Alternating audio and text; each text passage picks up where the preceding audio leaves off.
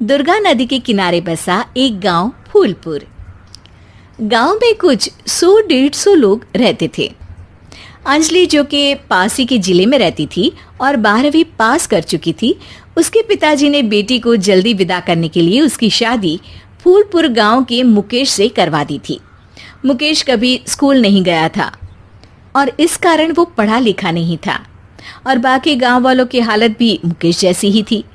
मुकेश के घर में उसके माता पिता भी रहते थे।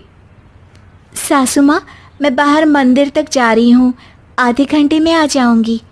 अरे अभी कहीं जाने की जरूरत नहीं है, चुपचाप जाके रसोई में रात के खाने की तैयारी करो। और ये घूंघट क्यों हटा लिया है तुमने? क्या पता नहीं कि इस गांव में औरतें बिना घूंघट के नहीं रहती? रात में अंजलि छत पर जाकर अपनी मम्मी से बात कर रही होती है।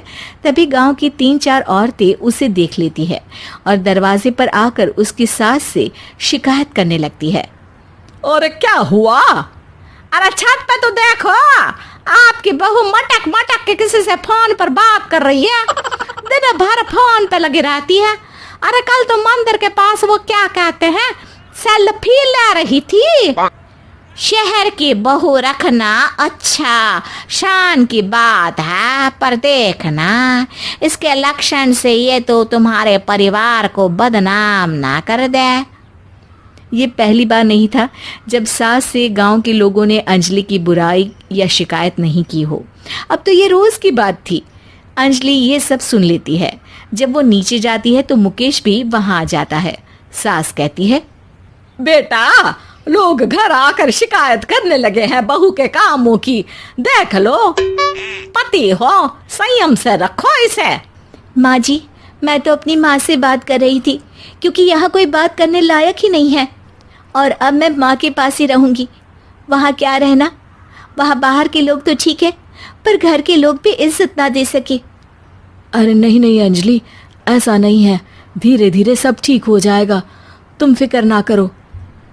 अरे बस कुछ बोलना ही नहीं है, सर पे चढ़ा रखा है बहू को। सास मुकेश की नरम बात सुन के वहां से मुंह चढ़ाकर चली जाती है। मैं तो कहती हूँ हम दोनों शहर चले जाते हैं। मैं पढ़ी लिखी हूँ, मुझे वहाँ नौकरी भी मिल जाएगी और थोड़े दिनों में आप भी वहाँ कुछ काम ढूंढ लेना। अरे नहीं नहीं अंजलि, हम यहाँ ना गांव का खेत, माँ पिताजी को छोड़कर शहर नहीं जा सकते। माँ पिताजी को कैसा लगेगा और गांव वाले क्या सोचेंगे? ये कहकर मुकेश सोने चला जाता है और अंजलि की गांव वालों